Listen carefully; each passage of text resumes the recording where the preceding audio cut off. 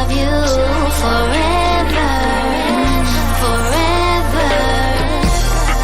I wanna love you. Will you let me love you forever, forever and a day, day.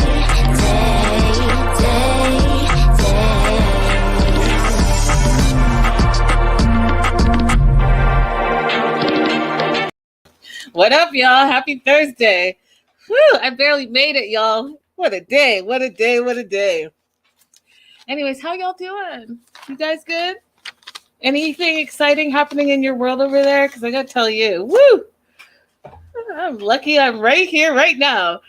We're going to do some housekeeping first and foremost. Guys, I cannot believe this season is almost over. Like, they weren't messing around. 8 episodes, and that's it. And they're like, I feel like I want to already talk about the last episode, but let's talk about episode 7, A Ring or a Fling. I'm just like, oh, Lord. Anyways, housekeeping first and foremost before I go crazy. Support the show. Bottom of the screen shows you many ways that you can support the show. I would appreciate it very, very much. It helps allow us to do all the production and all the things. Shout out to my Patreon subscribers. Y'all who were here yesterday, I want to say that because we're talking about Love in Paradise, and you know that Mark's ex reached out in the live chat. Do you guys remember that? So that happened yesterday. We had some correspondence. She's not comfortable yet doing an interview, so I just wanted to let you guys know that she's just not comfortable yet. But we're sending her all the positive vibes that she kind of gets through everything that she's going through. And on that note, shout out to Olivia, Vanessa, Trisha, Sandra, Carol, Trina, Danielle, Rebecca, Marianne, Nia, Rydella. I see you in the live chat. Hey, girl, hey. You know what's funny, Rydella? Anytime I think people are like, just ask Rydella. Just ask Rydella. Oh, you know what? I'm just going to go ahead and ask Rydella. So you are the ultimate melanated girlie, and I appreciate you. And Linda, Brianna, Crystal, Nicole, Amanda, Jaleesa, Donna over at Anchor FM, Angela, Better Days, Judy and Beth. I appreciate y'all, and good things coming over on Patreon. You guys should think about subscribing. You're missing out. All right, let's jump right in. We're jumping into Stephen and Martine in the Barbados, and you know, Martine still has her trust issues. They're bigger than anyone realized because, you know, Stephen's a cheater or has been a cheater in his past. And my question to you guys, first and foremost, out the gate, do you think if someone cheats, they will always cheat, or can they have a one-time indiscretion and move past it? Let me know in the live chat. Let me know in the live chat, because Martine is not feeling it. Martine feels like, I don't know. There's something going on. My gut is telling me not to trust you. But Stephen wants to show her that he's serious about her because he doesn't want to lose her. He's realizing now that, hey, I've spent 3 years in a long-distance relationship with this girl, and I'm really just trying to take it to the next level. So what's going to be the next level? Oh, he invites his friend Joel and Hutchie to a jewelry store. Okay, doesn't tell them why they're going. Just like, come with me to the store. They get there and they tell the salesperson, hey, I'm looking for an engagement ring. Now, here's what he says that I find interesting. He says he's doing it because Martine likes action and not just kind words. And so he wants to get a ring and do a proposal. And I was like, well, who doesn't like action? Anyone can say anything at any time. I could tell you, you know, the sky is blue. If I can't prove the sky is blue and have some action behind my words, then who cares, right? Like everyone wants action. Words are words are words are words are words are words are words. But if you're not going to put any oomph behind those words, no one cares. So Joel, yes, the goof patty. Joel and Hutchie are like freaking frack. So Joel is against their relationship and Hutchie is trying to be like more supportive of the relationship. So Joel says, why are you even doing this? Like, you should just call it quits because there's too many questions. You don't even know if you're going to live there or she's going to move here. And like, he doesn't really like her. So he's kind of like, just call it quits. Like, why are you even doing all of this? And then Hutchie says, well, I get it. It's been 3 years you've invested in this relationship. It's not easy to just walk away from that. And if you're saying that you love her, it's not easy to walk away from someone that you love. Absolutely. So you have the angel and the devil on your shoulders. So what is Steven going to do for Martine? Well, he says he loves her. He loves her. He wants to take it to the next step. He wants to take it to the next level. And Joel says, this could be a big mistake. Like, why are you going to spend so much money on a ring? And this could be a big mistake. He's like, he doesn't think it's the right decision. Instead of getting a $10,000 marquee cut diamond ring solitaire for this woman, why don't you just go ahead and get like a promise ring? I was like, how old are we? Do people still do promise rings in 2021? So please tell me, because I didn't think that was a thing still. And then he says, oh, if not a promise ring, why don't you just get a ring pop? A ring pop, Joel? You're just throwing shade left, right, and center. Okay. I'm going to tell Steven he really doesn't need to listen to you. Like, it's good to get the good and the bad and weigh the good and the bad, but Steven's obviously already made up his mind. He's right here, right now. So a good friend would support your friend instead of completely throwing shade all the time. However, Steven's like, you know what? Fuck it. I'm just going to do it. I'm just going to do it. So he's looking at the engagement rings. He finds the one he loves. He's like nervous even just touching the ring because it is a big commitment, right? You say you love her. You say you want to take it to the next level. You say that you want actions behind your words. Well, here you are. 3 years is a long time, y'all. 3 years is a long time. Like, you either know or you don't know. Either that or just wasting time. That's what I think.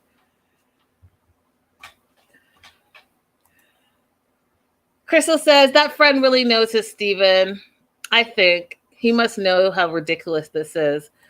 I don't know, you guys. I don't think it's ridiculous. What's ridiculous about really wanting to like take your relationship to the next step? Like, you can't be long distance for 3 years and not think it's going to be something. Either it's going to move forward or it's going to end. And it can't be both. You can't be in limbo like, hey, we're just going to hang out and party all the time for the next 10 years of our lives. No, you're either wasting time or you're building something with someone. Hey, Kelly. Hey, girl. Hey. So he's like, fuck it, I'm going to do it. And he buys the ring. And of course, Joel has something to say. He's like, you know what? When you make this step, there are 3 rings involved in it. The first ring is the engagement ring. The second ring is the wedding ring. And the third ring is the suffering. Now, I did chuckle at that because that's quite clever, Joel. But it's also super shade. So it's the next day. We don't even see Martine in all of this, right? We just see the 3 guys and them struggling with whether Steven should take it to the next level. And then we finally see Martine, and they're walking on the beach. She's leaving tomorrow. Steven has the plan to propose that night. And he just really says he wants to do right by Martine. Now, is that a reason to get married? I don't know. People usually get married because they're in love and they can't picture their future without the other person. That's why you get married. But he's like, he wants to do right by Martine. You only really hear people say, I want to do right by that person if someone's knocked up, really. Like, oh, I guess I'll marry that person because, I want to do the right thing. I want to do the right thing by them. It's kind of weird, but it could have just been like his choice of words, but I don't think so. So he's planning a picnic on the beach. And so they're walking, they lay out the blanket, they have like champagne. It's really, and they're talking. And he starts to do his little spiel. So he says, you're the number 1 woman in my life. And she interrupts him right away, which is not a good sign. And she's like, oh, well, really, I'm number 2 after your daughter. Sorry, right? And then he ignores that she interrupted him so rudely and says, well, I'm happy that Sari is taken to you, though, because it really makes this relationship a lot easier. And he's grateful, he says, that they get along. He's grateful that his daughter loves her. And that makes it easier, and that makes it for him want to be with her more, right? So then in her mind, she doesn't know where they stand, right? So this whole little trip has been very tumultuous. It's been ups and downs. There's been a lot of fighting. She's clearly laid out what she wants. I either want a ring on my finger or we're over, because she can't do long distance anymore. She's been very clear. And after 3 years, I can understand where she's coming from. Like, it's been 3 years. Like, what are we doing here? Right? And I think that he knows that he's at risk of losing her, but I don't know if they're in a spot in the relationship where it makes sense to take it to the next level. I don't know if the two of them are thinking the same thing. Right? So she doesn't know where they stand. She's still having a lot of doubts. And they decide to pop bottles. So they pop some champagne, and they have the longest cheers that I have sat through. So they're cheersing to happiness, to understanding, to communication, to talking, to trusting in the other person, to being open about their feelings. It goes on, like the longest cheers. They finally cheers. And when I say Steven took that champagne like it was a shot, he took that champagne down like it was a shot, like there was no one's business. And she's looking at him because he is now starting to act a little bit weird. So he's feeling nervous. He's sweating. He's stressed. He feels like tongue-tied. He's just doing the most. And like he's sweating bullets, and she's noticing it. She's like, are you feeling okay? Like, you're sweating a lot. Like, what's going on with you? And he's worried that this effort that he feels that he's put into this situation is not enough for her. And he's having an internal battle of his heart and his head. His heart says, propose. His head says, don't propose. So what does he do, you guys? Because I have to tell you, this is the shittiest non-proposal, awkward situation. You should have kept that shit in your head and not told her anything until you figured it out. Or you shouldn't have made it to be this moment if you weren't 100%. Because here's what he does, you guys. He says, what can I do to show you I'm loyal to you and that you can trust me, he says, because I'm fully committed to you. And he just really wants to make sure that he's not going to lose her and that she's not going to walk away because she doesn't think he's being serious about the relationship. Well, what actions, Stephen, have you shown that you're being serious about the relationship? And why are you having all of this external dialogue? This should be all in your mind. And if it's not in your mind and you're like talking out your feelings, this is probably not the time to do it. So what does he do? He tells her that he was going to ask for her hand in marriage, and he already purchased a ring, but he's fighting tears, and I saw no tears. No tears were shed. Okay? There wasn't even a Darcy face where you like, there was none of that. But he said the words. He said, I'm fighting back tears, because he's second guessing himself now. Martine is looking at him like, wait, what? Can you imagine you're having a romantic moment on your last night before you leave your significant other? They have a picnic blanket, they have champagne, the whole 9 yards, sunset, beautiful atmosphere. And then your significant other says, oh, by the way, I was going to propose to you, but I'm not because I'm having second thoughts. What? Wait, I didn't need to know that.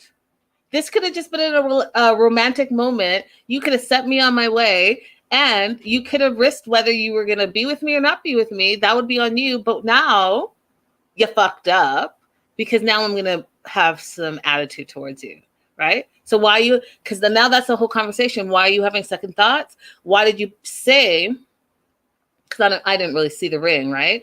But you say you spent $10K this morning on a ring that you've decided that you're not going to give me, but you wanted to let me know that you were going to give it to me, but you're having second thoughts, and now you're sweating bullets. Well, why are you sweating bullets? What changed? If you're like having this heart over head battle, obviously your head won out. What's going on in your mind? Clearly you don't want to be with me, because why should this be so... I get that it's scary, you guys, I get it. It's like a serious moment, but scary where you decide that you're just not going to do it, and you're going to tell the person that you're not going to do it. It's fucked up. Sorry, guys. It's really messed. Now she's going to have that as her memory. And even if he does propose, that was the shitty non-proposal before she has the real proposal. And what do you do with that? What do you do with that? Hey, babe. I was gonna propose to you, but I'm having second thoughts. So maybe I'll come back to this. Maybe we can circle back. And then when you actually propose, remember the last time I was gonna propose and then I had second thoughts. But will you marry me this time? Like, it's about like, I don't know how you recover from that. How do you bounce back? How do you make the proposal better now that you had the non-proposal and you verbalized the non-proposal, and now that's your memory? It's terrible. So then we go on to Costa Rica. It's been 10 days. Amber and Daniel, let me tell you, if I could just wear a red flag across my face, I would. They've had ups and downs for the past 10 days, and that is an understatement as far as I'm concerned. You've had more downs than ups. But Amber says that Daniel showed her how much he appreciated her by taking her ATVing. So Daniel behaved himself for one day out of this 10-day trip, and now he's really shown you how he appreciates you. Stop it. He's also completed the paperwork for the K1 visa that they were waiting on, and apparently he's on the phone. And in Costa Rica, you can just call the embassy. They pick up immediately, and they schedule your appointment that day. What? You guys, have any of you dealt with any type of immigration, any embassy, even not even immigration?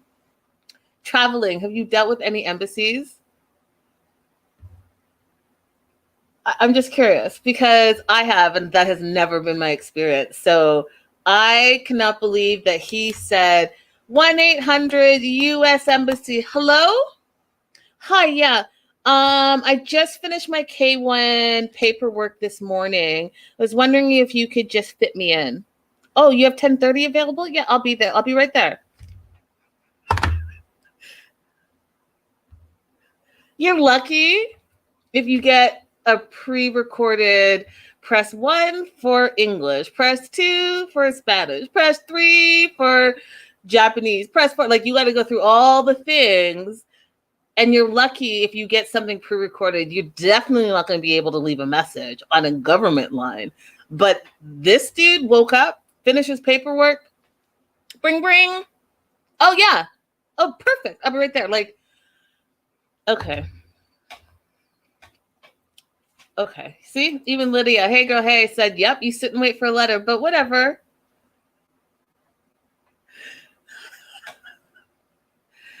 Whatever. Let's just believe that did happen. So they have their interview, and it's going to be at the embassy at 10:30 the next morning. And Amber's on 100. And when I say she's on 100, she is on 100 with her controlling, crazy ways. She wants to practice the question because she feels like she's done everything so far. All he has to do is show up and know everything about her. And she feels like she's put in months and months and months of work. This is his one shot. And she wants to make sure that he's prepared for his interview. And so there can be no mistakes. And then she says, people get denied for not knowing their second cousin's birthday. That is not true. That is not. What does your second cousin have to do with your relationship? What does your second cousin have to do with the fact that you two want to get married? Your second cousin, I don't even, what's your second cousin's name? Let me start there. Okay? All of it, all of the nonsense. All of the nonsense. And Krista said, and I'm sorry, are these the kind of questions they're asking in these interviews?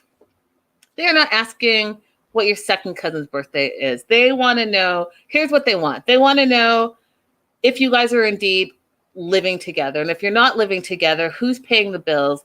Whose name the bills are in. They want to see photos of your relationship. So the history of your relationship, they want to see the full shebang. They do really prefer that you live together so that they can see that both of you are domiciled in one location and you both get your bills at one location.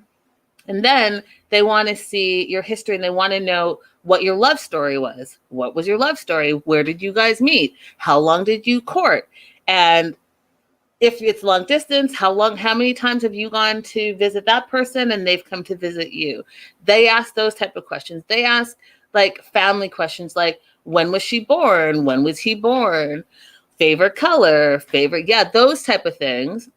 Anything that has to do with the relationship, they're going to ask those things. They're not asking, is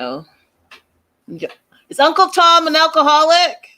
You know what I'm saying? Like, just not stupid shit. Anyways, so Amber's questioning him. And so the first question, she's like, oh, what's my favorite color? He says black. That's her favorite color. What's my favorite sauce? He says ranch. Now I need to know, okay? And don't come for me. I ask this question all the time. It's not until I've met a bunch of Americans, and I don't know if it's like part of American culture, because no one can really ever answer this question in a way that I can understand it. What's the deal with ranch dressing? Why do y'all love ranch dressing so very much? You put ranch on everything. Ranch on salads, ranch with wings, ranch with potatoes, ranch with French fries, ranch. Ugh. I don't understand Americans' fascination with ranch dressing. Please, someone tell me. Like, if I know some people that could like drink ranch if they could. Anyways, her favorite sauce is ranch.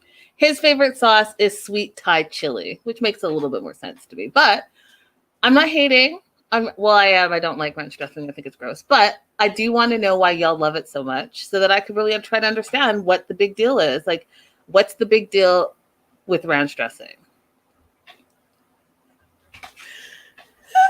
So then she wants him to answer, what's my favorite food? And he says shrimp. And she's like, and what else? Chicken tenders? Amber, how old are you, Amber? Shrimp and chicken tenders? Is that your non-adult version of surf and turf? Like, Gordon Ramsay would be ashamed of you. Chicken tenders. Chicken tenders. Lord have mercy. I'm just trying to find out, Raydella. I'm just trying to find out what the deal is. Amber ordering off the kids' menu. Facts. I'm just trying to find out what the deal is. Like, I get it. Like, ranch. I don't know. Anyhow. Daniel's like, you need to chill out, Amber. I got this. You need to trust that everything's going to go well. You need to not spin out because you're spinning out right now and you're stressing me out. Just chill out.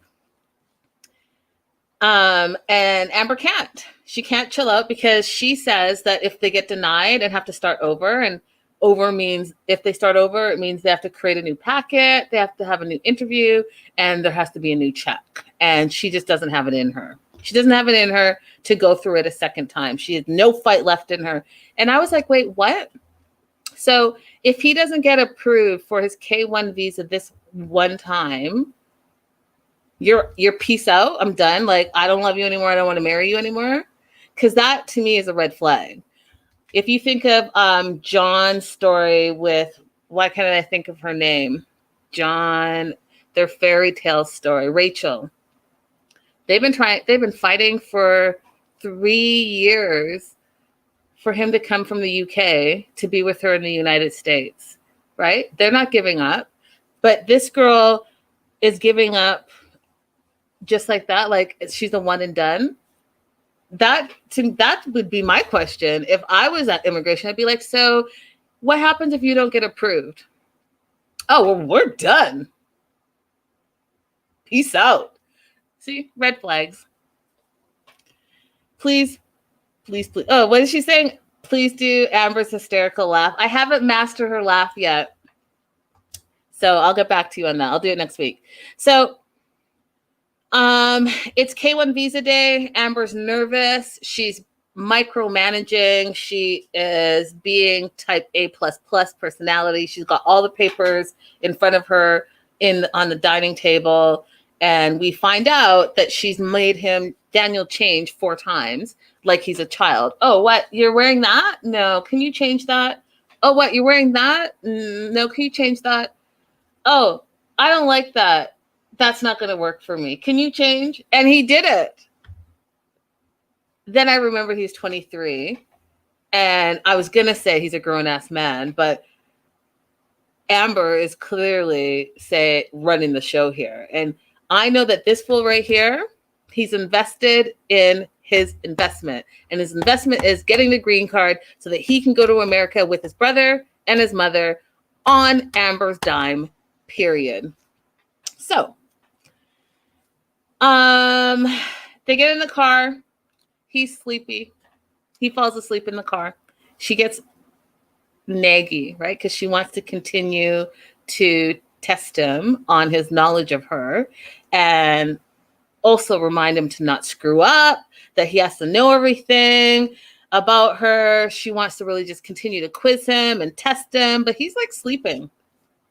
She wakes him up to test him and she's getting pissed that he's sleeping. How can you sleep on the biggest day of our lives? How can you sleep through it? I was like, okay, calm down. Okay.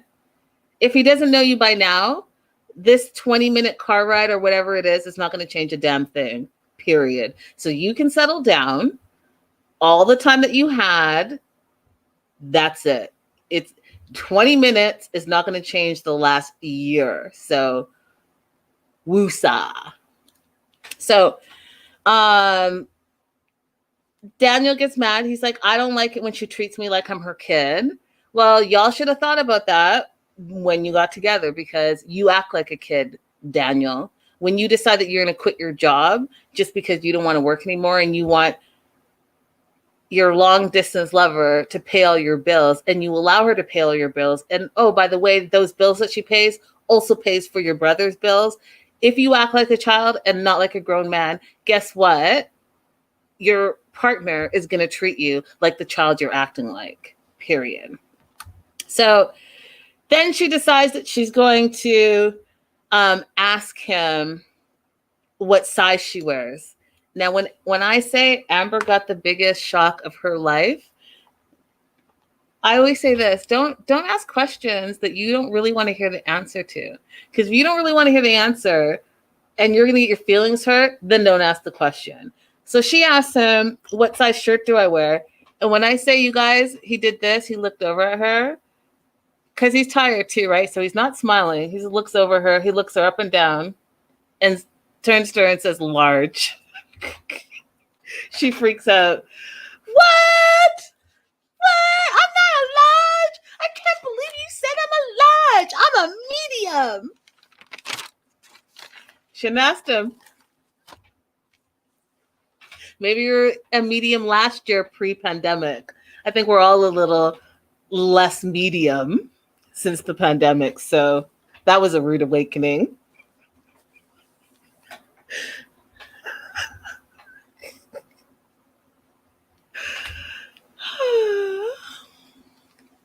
So they get the embassy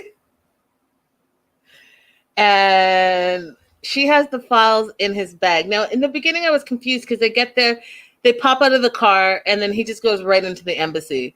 And I was like, well, what about the bag that had all the secret special files that she wouldn't let him touch? But apparently, I guess maybe in the car, she gave them the important file to hold on to, because when they zoomed out, you saw he had the red files in his hands. Now, here is where I got super confused about as well.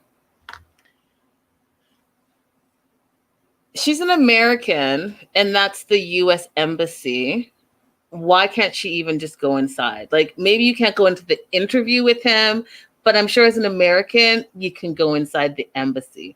But she was acting like it was like forbidden. So she's standing outside. She starts crying. She's all anxious and looking around, and I don't know what to do. And if this doesn't work, I don't know what to do. And he just go into the embassy, sit down, grab a coffee, and chill out. Like, I don't need to see. That's true, Crystal. The cameras can't go inside, but they could have just done B-roll outside and have her inside. Like, I would have rather that than watching her stand on the side of the street like a lunatic.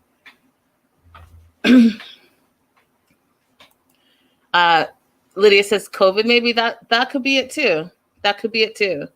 I just feel like COVID or no COVID, if you're a citizen of that country and that's your embassy, you should be able to go inside. But I could be wrong. Whatever it is, she stood on the street corner and waited for him. And he came out and he's walking and she's like looking all anxious. What's happening? What's happening? What's happening? Everything's all good. He was approved, which I was shocked about, but he was on a mission. This fool taught himself English because he knew that he had to keep a connection with his woman that lived abroad where he wants to live with his family. So Daniel will do his homework when it's necessary, and clearly it was necessary. So he's approved. They kept his passport. As soon as all the documentation is entered into his passport, he will be traveling to Florida to be with Amber. Now, here is the part that cracked me up, and I hope y'all caught it because I caught it. So Amber's all excited. Oh, Daniel's going to be moving to Florida. You have so much to do. We need to help David move and get settled. And he's like, I know. He said it like he has other plans. Oh, you think David's going to be moving out without us? No, you're going to be sponsoring David too. And my mama. So I don't know where you think you're going to put David while you're away. But when you get back, I bet you he's going to be like, hey, I can't come if my brother can't come. Like, we are in this together. So how can we make that work? I know you're sponsoring me. Can I come over? We get married and you start the paperwork to sponsor my family too.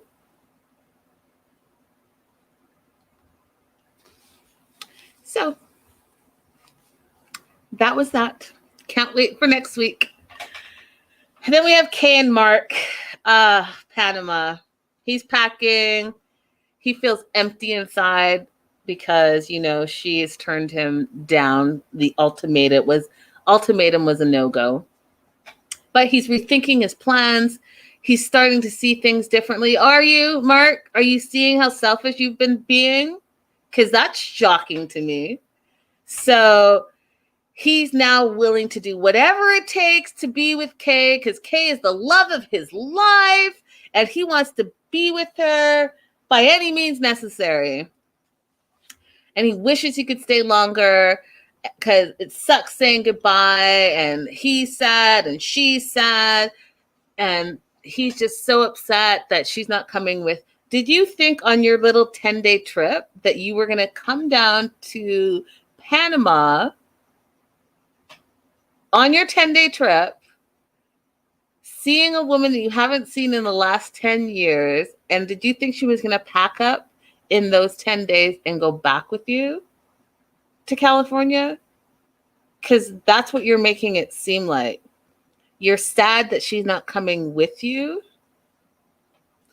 I don't think you planned that properly in your head. I don't think you had realistic expectations on what this vacation for 10 days was supposed to be about. So, doesn't know when they're going to see each other again. He says his heart will break if tonight is the last night that they were together. He doesn't want it to end. He doesn't want the relationship to end because he loves her so much. And he doesn't want to get old and have regrets and wonder, like, what if, what if, what if? And she says, well, you know what? I just don't want to hurt you, but I'm not going to California. I hope your feelings aren't hurt, but I don't think you're thinking about me. I think you're thinking about yourself and what you want and how sad you are. And you're not thinking about me and what I want. Facts. But he's worried that she's going to meet someone else. If they have no set plans to live in the US or anywhere else. So he doesn't really want to give up on the idea of California quite yet, but he's willing to do this. He asked her, can we be exclusive? And she's looking at him like, what? You live where? And I live where? And you want to do what? She's like, oh, I don't believe in that old school thinking. She thinks it's weird, and she thinks he's obsessed with being monogamous and exclusive. She's not about to do that, which makes total sense to me, you guys. Like, you're in two different countries. You live in two different countries. You just said that you don't know when's the next time you're going to see each other. But so you're going to have a FaceTime, Zoom relationship and then wonder why someone is cheating because you both promised that you would be exclusive. That is so not realistic. It's not realistic, and it's not who Kay has presented herself to be. She said she's a free spirit, doesn't really believe in monogamy. She believes in being in the moment. So, like, you got to know your audience. That's not going to work for her, period. So she's like, yeah, no. She doesn't want to do that. She also said she's not thinking about other people. So it's not like she's going to, like, go and meet someone tomorrow. But she just wants people to be themselves, she says. She's like, she can't promise being exclusive if they're living in different countries, but what she can promise is that she's going to be herself. And I think that that's wise. And it's a smart move, right? So let's be realistic. She's probably going to meet some people. He's probably going to meet some people. That's what dating is. And if you guys really want to be together, you will make it work somehow, some way, right? So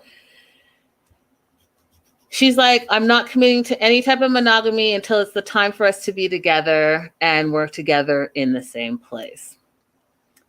Now, we find out that from him, being exclusive is his way of proving his love and commitment to her.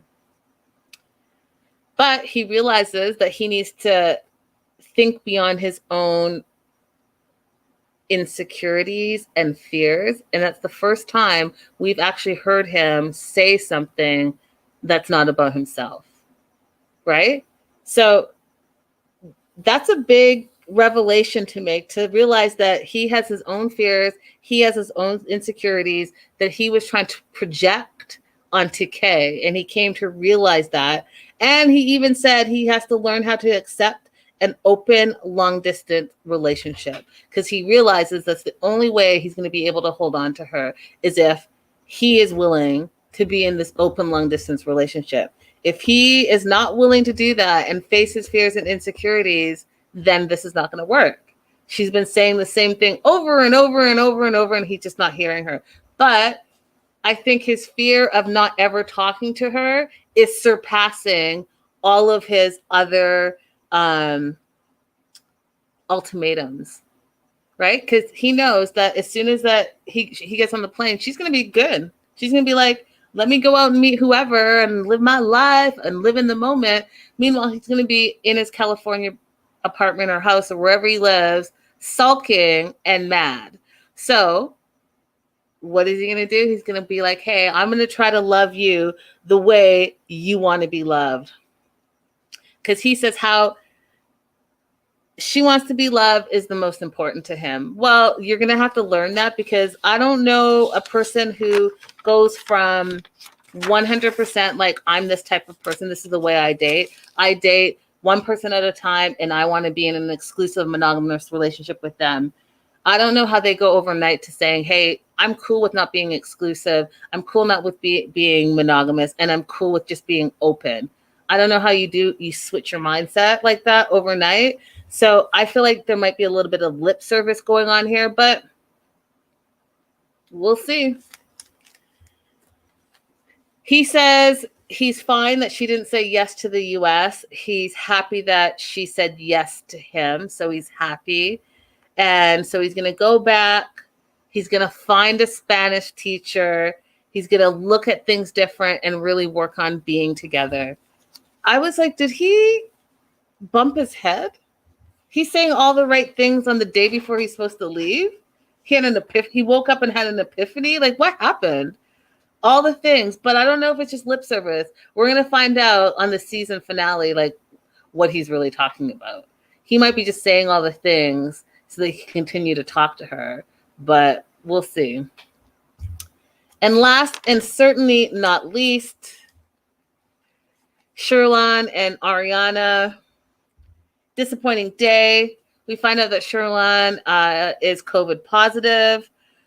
He took a test because they randomly, because he works at the swingers resort, right? So they randomly get tested, and he tested positive. So, and working where he works, because they're swingers, he's like, it can spread like wildfire. So they're constantly testing over there.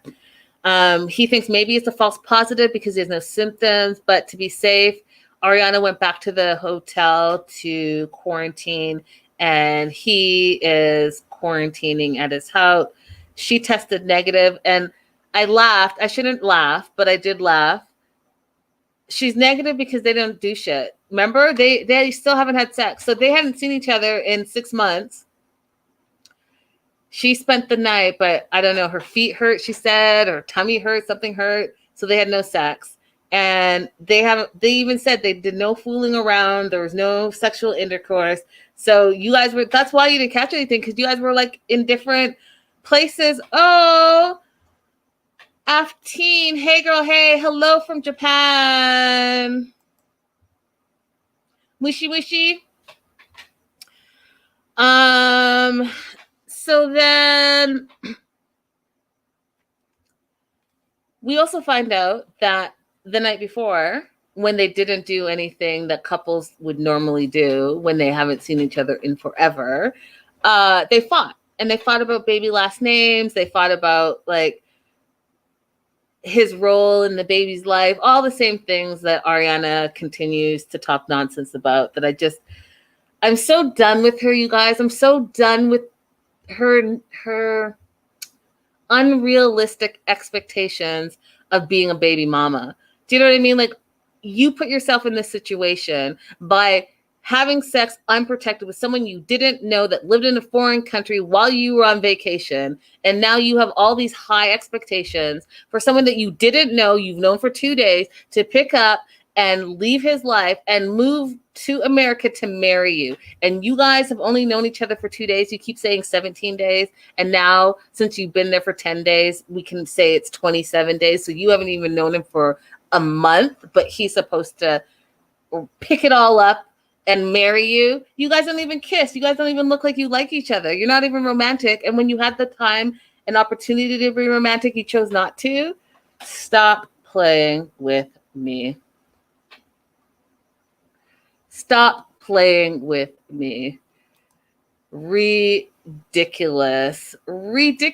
Like, ridiculous. So,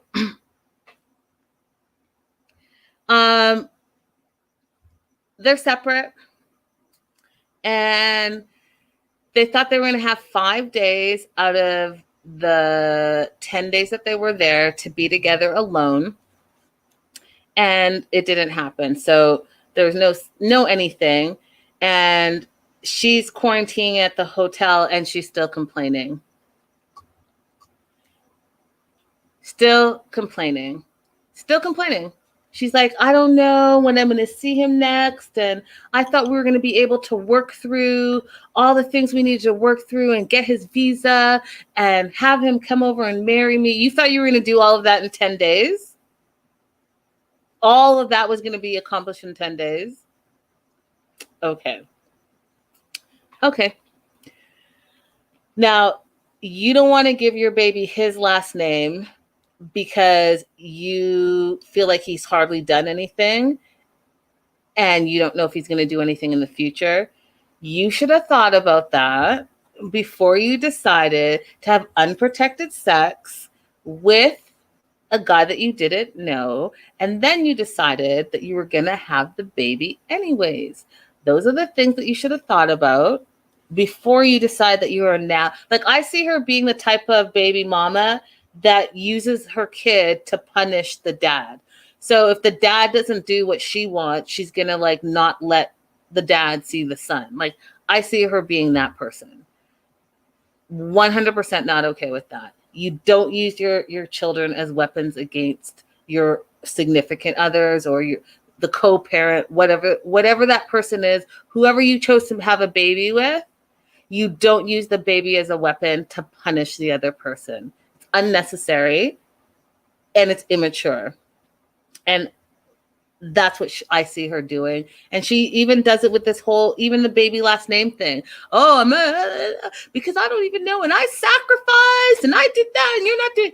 But meanwhile, you want him to come and marry you because that's going to solve all your problems. It's only going to solve the stereotype that you have in your mind, which is if you have a baby, you have to be married to that person. Well, I would think that if you think old school like that, then you would have probably thought married first, like relationship first. Oh, dating first. Let's date, get to know each other, get engaged, get married, and then have babies. You can't have it both ways. You can't be like, oh, I'm so traditional. I just, if I'm going to have a baby, I have to have a husband. Well, you should have, you can't pick and choose the way you want to do things. Sorry, not sorry. Ridiculous. So she's packing to go home. She's finding it hard to leave. She hasn't seen him because he tested positive again on his second COVID test. And she just really feels like this trip, they didn't accomplish anything. Well, what were you going to accomplish? You've known the dude for 2 days. Like, the best thing you could have done was introduce your family to your vacay fling that you're about to have a baby with. Anything else in 10 days seems unrealistic to me.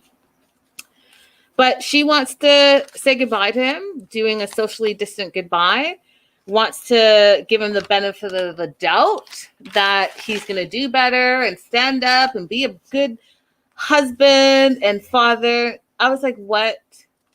Wait, what?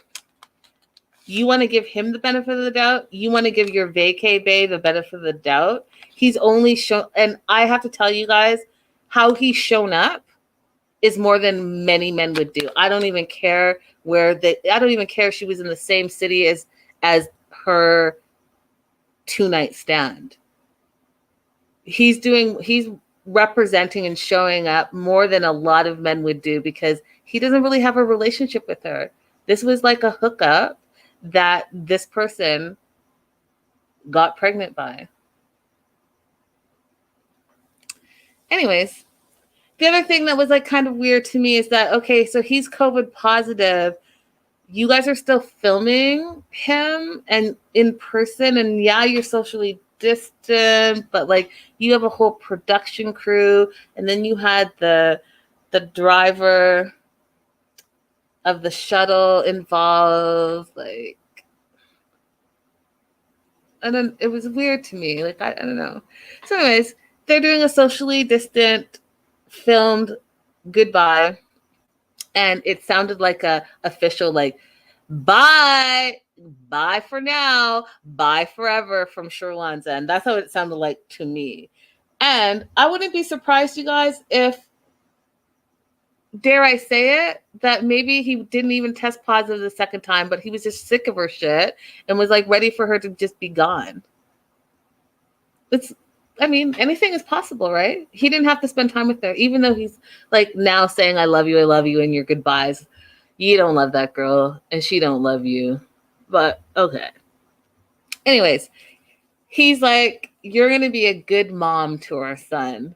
That sounded like a rap to me, like, hey, safe travels back to America, have a safe and healthy delivery, and you have a safe and healthy life. I know you're going to be a good mom to our son. That's what it sounded like to me. But he could have just been like, hey, you're going to be a good mom. Don't worry. Didn't sound like that to me, though. Crystal said, that's what I thought. It sure did. Because as he was saying it, you guys, I was still looking at that wedding ring that was on his finger, that's been on his finger the whole time. Okay. Very big and very prominent. So I'm just saying. And that would also fit into my theory about, yeah, okay, you came one night and you slept over. I probably told my wife, like, hey, go to mom's house with the kids or whatever, because she needs whatever, made up some excuse so that the woman could come and stay the night. And then the next day, oh, by the way, I tested positive for COVID, so you have to go back. It fits into my theory though, right? And then, oh, I can't see you the second time either, like 2-3 days later, because I tested positive for a second time as well. Oh, and now you have to go back, and peace and love, bye. Have a great life, be a good mom to our son. It fits. I could be wrong, but it fits the narrative. He does say that he really loves her and he loves his son. It's just a complicated situation. I bet it's complicated, Sherlon. I bet it's very complicated. He just wishes they had more time to figure things out. He gives her these flowers, which was another weird thing to me. Like, okay, you said you wiped it down with 70% rubbing alcohol and you wiped your hands, but then you're going to take these fake flowers and give them to her, but you're COVID positive. Like the whole thing, I was like, I don't know what your COVID rules and regulations is, but all of this just seems like a bad idea. Even the socially distant goodbye, because you're COVID positive and you have all of these people just so you can have this lame goodbye scene. I don't know. It could have been a FaceTime call. That's all I'm saying. And so he wanted to give the fake flowers so that she could put them on her dresser and always remember him. Okay? If that is not we're wrapping this situation up, I don't know what is. But the driver said no. Like, we're not doing all that. You're not risking my life because you want to do some nonsense and send some fake flowers back. Well, like, no, we're not doing all that. So driver says no.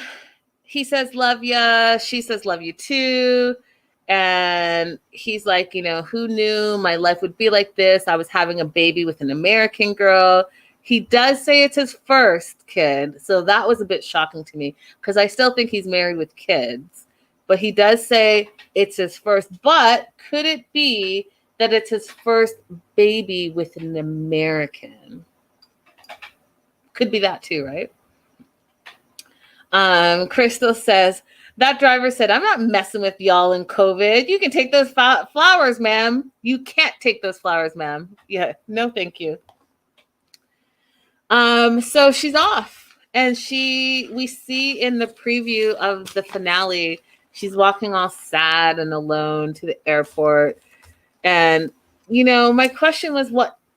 She ain't got no job. She lives at home. What's the rush? If she was so sad, she could have stayed at the hotel, quarantined it out, and continued to try to figure it out. Like, what are you rushing back home to? However, the previews for next week look very serious. Like, she's in hospital, the whole 9 yards. Patty, behave yourself. She said, who cares? Those flowers were found outside the Jamaica dollar store. Oh my God.